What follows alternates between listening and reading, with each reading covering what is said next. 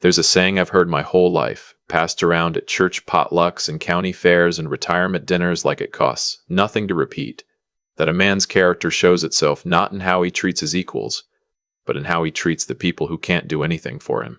I've turned that idea over in my mind for 63 years. I've tested it quietly, the way a man tests ice before he steps on it, pushing down gently, watching for the crack. And I can tell you, from the particular vantage point of a man who has spent most of his adult life being mistaken for something small, that it is true. It is devastatingly, precisely, irreversibly true. My name is Robert Mercer. I am 63 years old. I drive a 2006 Ford F-150 that my son has been trying to replace since the second Obama administration. It is dark green. Or it was dark green. Now it is more of a dark green memory. Faded in the way that things fade when they've been useful for a long time and have stopped caring what anyone thinks. I wear Carhartt most days, work boots, even when there's no work being done, because a man who has worn work boots for 40 years does not easily switch over to loafers. I live on the same property I've owned for 28 years outside Chattanooga, Tennessee. 11 acres of quiet, a barn I've converted into a workshop, a garden my late wife Margaret started and I've kept going ever since. Because some things you keep going, not because they're easy, but because stopping would mean something you're not ready to accept. My neighbor across the road, Ed Kowalski, retired railroad man, honest as the day is long, and about as tactful as a screen door in a hurricane, once looked at me over the fence on a Saturday morning while I was fixing a section of post, and said, "Bob, you are the most tight-fisted wealthy man I have ever encountered in my natural life." I told him I wasn't wealthy. He laughed so hard he had to set down his coffee. We talked about his granddaughter's soccer tournament for 20 minutes, and I went back to my fence. Here is what Ed Kowalski does not know. What the men in my church don't know. What the kid at the hardware store who once tried to upsell me on a drill set I didn't need, didn't know when I smiled and said the old one works fine. I own Mercer Capital Holdings, commercial real estate, private lending, a logistics company operating across 7 states, and 2 manufacturing facilities outside Nashville.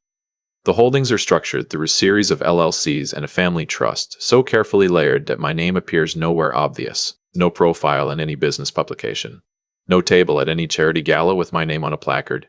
No LinkedIn with the title underneath my photograph. I built it that way, piece by piece, over 35 years of early mornings and late nights, and every decision made with the understanding that visibility is not the same thing as power, and that the quietest man in a room is often the one who owns it. Mercer Capital Holdings is worth, as of last quarter's valuation, somewhere north of $240 million. I drive a truck with a cracked dashboard and a heater that takes 8 minutes to actually heat anything, and I would not change one single thing about my life. Now let me tell you about my son. Nathan Mercer is 37 years old, and he is, without qualification, the thing I am most proud of in this world. He is smarter than I ever was, more patient with people than his mother, which is saying something. And he has a way of listening to a person that makes them feel like they are the only person in the room. I remember when he was 9 years old, he convinced me to let him keep a stray dog by writing me a 3-page proposal, double-spaced, with a cost-benefit analysis and a feeding schedule attached. 9 years old. I remember sitting at the kitchen table reading it and thinking this child is either going to change the world or drive me completely out of my mind. He did both, eventually, in the best possible way. What I did not anticipate was who he was going to marry. 2.5 years ago, Nathan brought home a woman named Courtney Ashford. And I want to be fair. I genuinely want to be measured and fair because she is my son's wife and I am not a man who makes permanent decisions from temporary impressions. So let me say this as honestly as I can. Courtney Ashford Mercer is 34 years old, sharp, attractive in the way that people who are very aware of being attractive tend to be, and she has a particular skill for making every conversation feel like an audition for something you were never quite told the criteria for. She comes from the Ashford family out of Brentwood. Her father, Carlton Ashford, is a semi-retired wealth manager who made his money in the 90s and has spent every year since ensuring that nobody forgets it. First time I met Carlton, within 20 minutes, he had mentioned his club membership, the family's place in Hilton Head, and the fact that he had personally known 2 sitting U.S. senators. Personally known. He said it the way you say a thing when you need people to understand the caliber of person they are dealing with. I nodded. I said that must be wonderful. I meant it as much as I could manage. 14 months after Nathan and Courtney married, Nathan was hired as senior project director at Ashford Development Group, Carlton's real estate development firm. Carlton had announced it at Sunday dinner like he was presenting a medal. "Brought the boy in," he said, cutting his steak. "Wanted to keep it in the family. Give him a real platform. Here is where things become interesting, and I need you to stay with me, because this matters." Ashford Development Group had been quietly struggling for 2 years before Nathan arrived. 2 projects over budget, 1 permit dispute tied up in county court, a key lender who had pulled back his commitments 6 months earlier. What nobody at that table knew, what Carlton Ashford did not know and does not know to this day, is that the lender who pulled back was a subsidiary fund under Mercer Capital Holdings, and a permit dispute being tied up in county court involved a parcel of land that sat directly adjacent to a tract I had owned quietly for 11 years. Nathan had no idea. Courtney had no idea. Nobody had any idea, because I had kept it that way deliberately through years of careful structuring and a deep, settled preference for watching things unfold from a distance before deciding what to do about them. I want to be honest about something. In the beginning, I gave this situation every benefit of every doubt I had. Nathan seemed happy. Courtney seemed good for him in ways I could see even if I couldn't always name them. Carlton was pompous and a little exhausting, but a lot of men are pompous and a little exhausting. But a lot of men are pompous and a little exhausting. I have known pompous men who turned out to be decent. I was willing to wait and see. Carlton Ashford showed me who he was, slowly, the way the wrong kind of people always show you slowly. It started small, a comment at Thanksgiving about Nathan having finally found a real professional environment.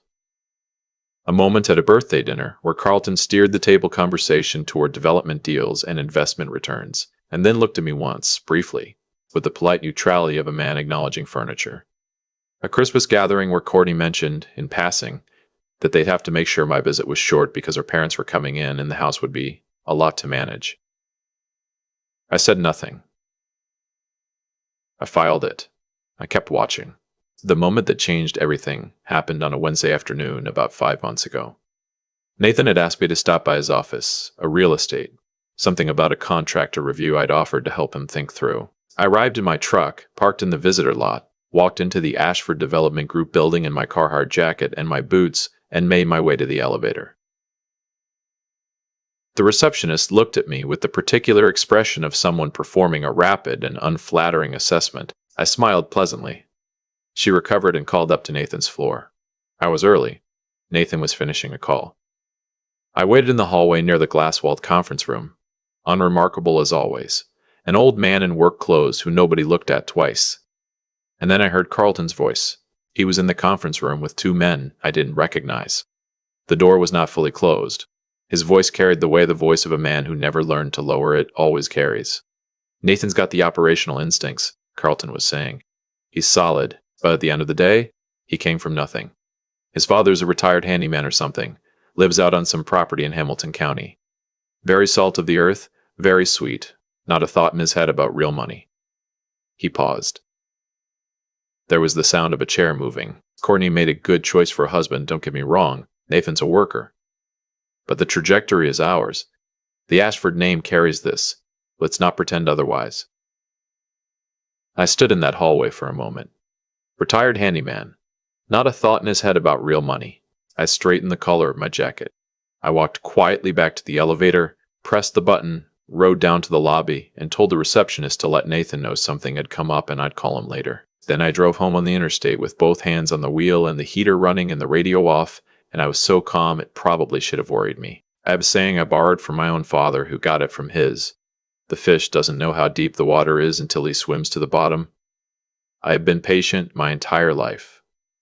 Patient is not the same as passive. Patient means you wait until you understand the full shape of a thing before you decide what to do about it. I waited. The invitation came 3 weeks later. Carlton and his wife Beverly were hosting what Carlton called a family investment dinner at their home in Brentwood. The Ashford estate, something about an exciting new opportunity. Courtney related to Nathan with the kind of careful neutrality that told me she already knew more about what was coming than she was letting on. Nathan called me. He sounded a little off, like a man who is trying to be casual about something that is not particularly casual. "Dad, you should come." Carlton specifically asked for you to be there. That was the first unusual thing. Carlton had never specifically asked for me to be there at anything. Of course, I said. I'd be glad to. There was a pause. Then Nathan said, he also said, just, it's a business dinner, so dress accordingly. I held the phone for a moment. I appreciate the heads up, I said pleasantly. I didn't mean, Nathan started. I know you didn't, I said. I'll be there. I hung up and stood in my kitchen for a minute. Then I walked to my bedroom and looked in the closet. Not at the suits in the back. Past them, I took out my cleanest pair of dark jeans, a plain flannel shirt in dark blue, pressed and neat, and my good boots.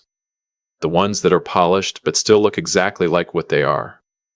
I laid them out on the chair by the window. Then I went out to the garage, got in the F-150 and drove it through a car wash for the first time in about 4 months. That was as far as I was willing to go. The Ashford estate was everything you would expect from a man who needed you to know he had an estate. Long private driveway, professionally landscaped, the kind of grounds that communicate a very specific and deliberate message. We have people who maintain this.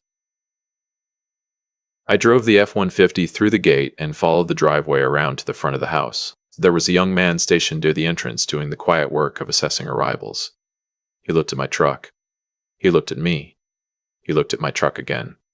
Good evening, sir, he said with the practiced smoothness of someone who has recovered from worse. Can I take that for you? She pulls a little to the right at low speed, I said, handing him the keys. Just keep her in first until you're around the bend. He nodded like a man accepting a challenge he had not expected. I walked to the front door and Beverly Ashford opened it. She was a tall woman, immaculate in the specific way of women who treat appearance as a discipline, with jewelry that was meant to look simple and didn't quite succeed. Her smile when she saw me assembled itself in real time. Robert, she said warmly, taking my hand in both of hers. So wonderful that you could make it. We've heard so much. Come in, please. Thank you, Beverly, I said. Your home is beautiful. She beamed. Then she said, Nathan talks about you constantly. He just adores you. Very sweet. Sweet. There it was. Not impressive. Not accomplished. Sweet. There it was. Not impressive. Not accomplished. Sweet. The word used for retrievers and great uncles who fall asleep at family gatherings. He's a good son, I said simply, and followed her inside. The house was everything the driveway had promised. High ceilings, art that had been purchased to signal taste rather than because anyone actually loved it, a dining room set for 8 with the kind of formal precision that is meant to make certain people feel the distance between where they are and where the hosts are. I found my seat. I unfolded my napkin. I became invisible, which is, as any man in my position will tell you, the most useful thing you can possibly be. Carlton held court from the head of the table with the confidence of a man who has held court from the head of every table he has ever sat at. He talked about the market, about a development project in East Nashville that was going to change the city's footprint, about Nathan's promising instincts. He looked at me occasionally with the particular kind of warmth that is offered to people who are perceived to be harmless. Robert, he said at one point, swirling his wine, Nathan tells me you did some construction work back in the day. Built things with your hands. That's real work. We respect that. I've built a few things, I said. Good man, Carlton said, and returned to his conversation. Beverly, for her part, focused her attention on Courtney, on the house renovations they were planning, on a trip to Italy they were considering. At one point, she leaned toward me with a practiced smile and said, Robert, you really must be so proud of Nathan, finding his footing the way he has. Carlton's investment in him has been, it's been a real gift. I took a slow sip of my water. Nathan has always found his own footing, I said, pleasantly, quietly, in a way that did not invite argument. He got that from his mother. Beverly blinked once, smiled again, and turned back to the table. Then Carlton set down his wineglass and reached beneath his chair. I felt it. The specific internal shift I have learned to recognize over decades of watching situations move from setup to consequence, the moment when a thing you have been waiting for finally arrives. He placed a folder on the table, dark leather, initialed. He smoothed it once. He slid it down the table to me. Robert, he said, adopting the tone of a man who has rehearsed something. We'd like to have a family conversation about an opportunity. I looked at the folder. I did not touch it yet. Nathan was watching me with an expression I couldn't fully read. Courtney's hands were in her lap. The other couple at the table, friends of Carlton's, had adopted the polite non-expression of people who have been told in advance how this conversation is supposed to go. We're in the process of acquiring a mixed-use development site on the north side, Carlton said. Significant upside, the kind of project that builds legacies, not just returns. He paused. The anchor investment we were expecting has restructured. We have a gap in the capital stack, a meaningful gap. He nodded toward the folder. What we're proposing is a bridge loan, short-term, 18 months, fully secured against the project, and we'd like to keep it in the family, which is why we're coming to you first. Nathan mentioned you've had some savings, a retirement account, maybe some equity in the property. He said savings the way someone says it when they mean whatever small thing a man like you might have managed to accumulate. It would mean a great deal, Carlton said, to have you be a real part of this.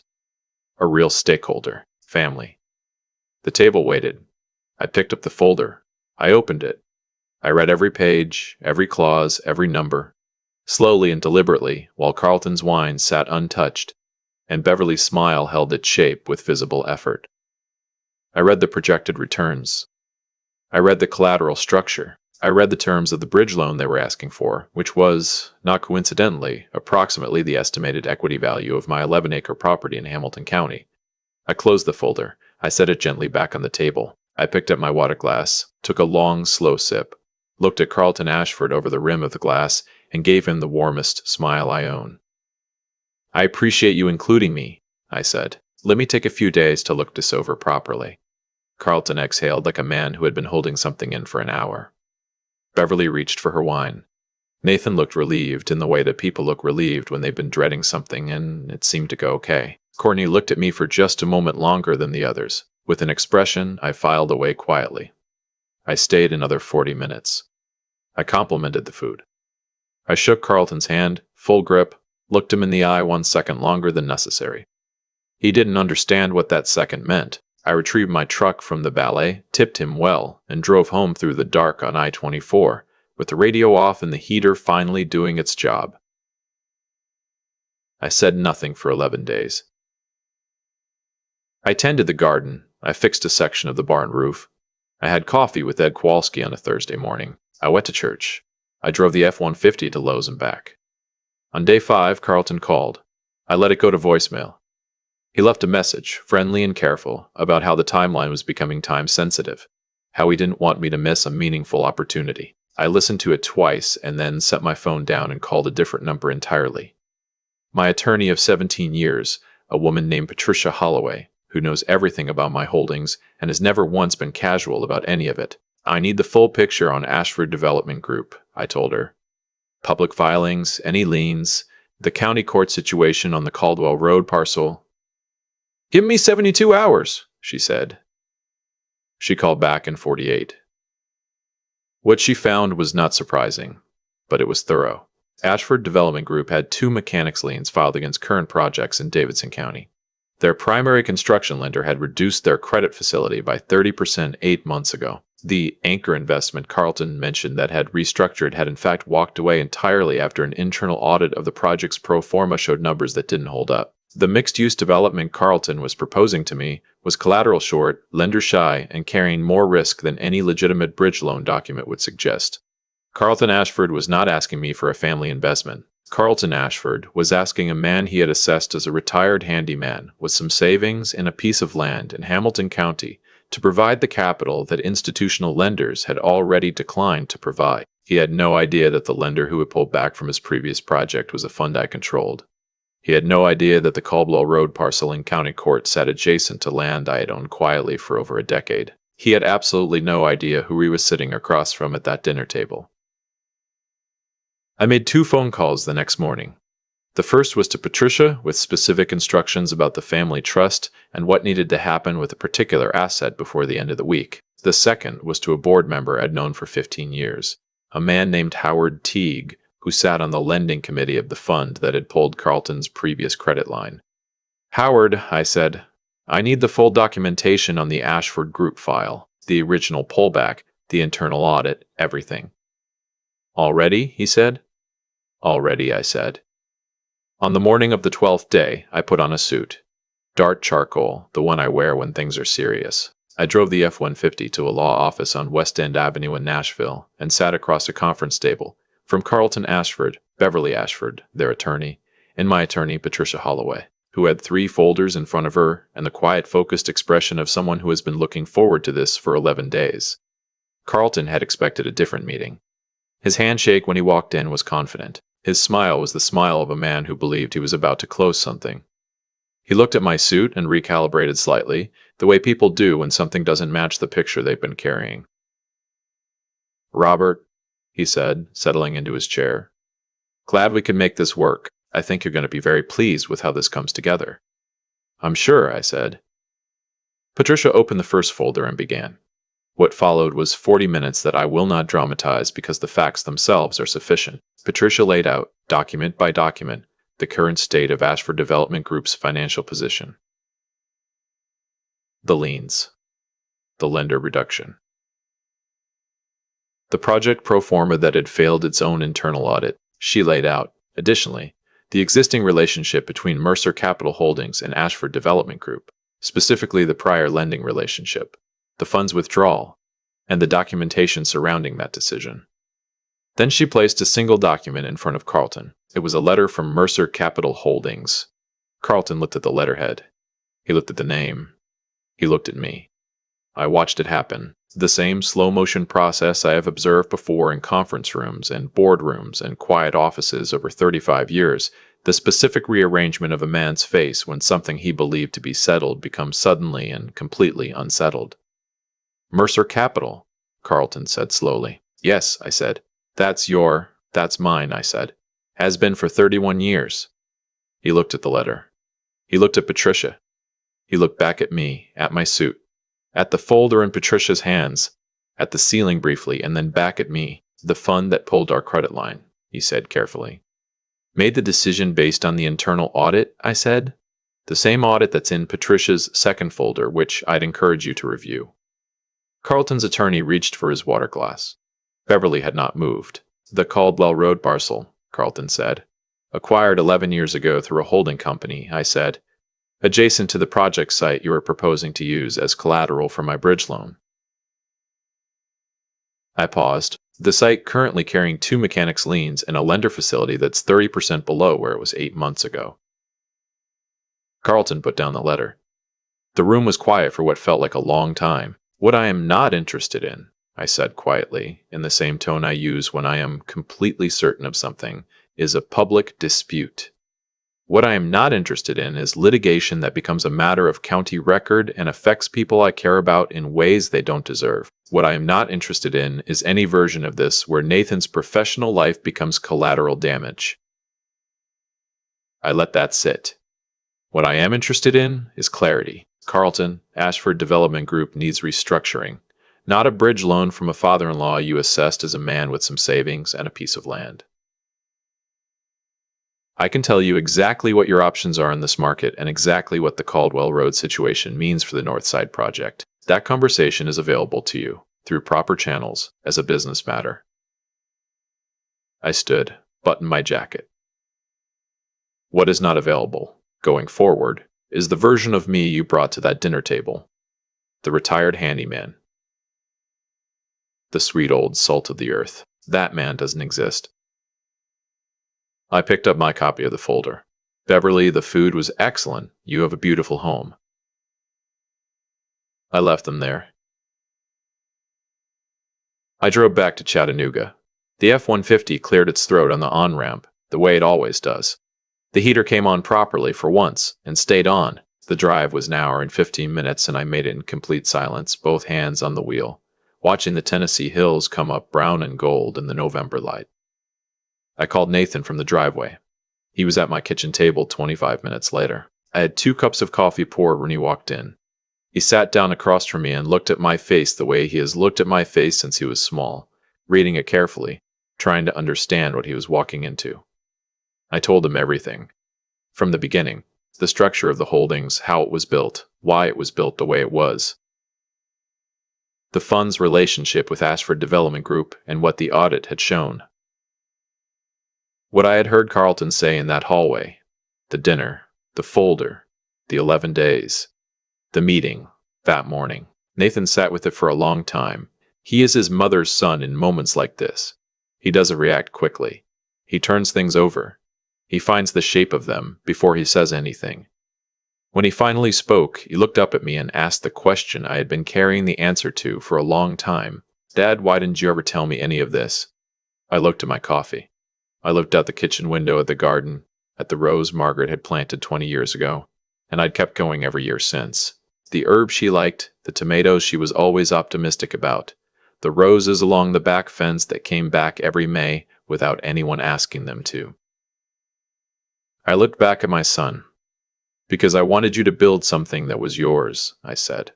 Not something built on what I own. I didn't want you spending your life thinking your worth was attached to a balance sheet with my name on it. Your mother and I talked about this years ago, before she got sick. She said the worst thing we could do for you was make you think the floor was lower than it was. I paused. The floor was never as low as it looked. I needed you to find that out yourself. Nathan didn't say anything for a minute. Then he nodded slowly, the way he nods when he's accepted something fully. The Ashford situation, he said, is manageable, I said. For you, your position, your work, none of that changes. Carlton's problems are Carlton's to solve. You did the job you were hired to do. He looked at me. Did you know when Courtney and I knew nothing about Courtney when you brought her home? I said clearly. I knew nothing about Carlton's business when you took the job. I found things out the same way things get found out. Slowly. By watching. Nathan turned his coffee cup in both hands. He called you a retired handyman, Nathan said quietly. He did. At his own dinner table. He did. Nathan was quiet for another moment. Then, despite everything, he almost smiled. Dad, he said, you drove that truck through their gate? I did. The 2006 F-150. She runs fine? He shook his head. The 2006 F-150? She runs fine. He shook his head. Then he did smile. A real one. The kind his mother had. The kind that starts slow and takes over the whole room. We sat at that kitchen table for another hour. We talked about his mother. We talked about the property, about what the holdings actually looked like, about what it would mean for him to understand it properly going forward. We talked about Courtney. Carefully. Honestly. The way you talk about complicated things when you love someone but you are not going to lie to them. She's not her father, Nathan said at one point. No, I agreed. She's not. Before he left, he stood at the door for a moment and looked back at me. I'm going to be angry about this for a while, he said. Not about me. About the situation. I understood the distinction. That's fair, I said. He drove home. I stood on the porch for a while after his taillights disappeared down the driveway. The night was cold and clear, the kind of Tennessee November night where you can see more stars than you expect, and the woods at the edge of the property go dark and completely quiet. Carlton Ashford called me 3 days later. The call was short. His voice had lost the dinner table register, the practiced warmth. What was left was something more straightforward. He said he'd been thinking about our conversation. He said he understood there were things he hadn't known. He said he hoped we could move forward constructively.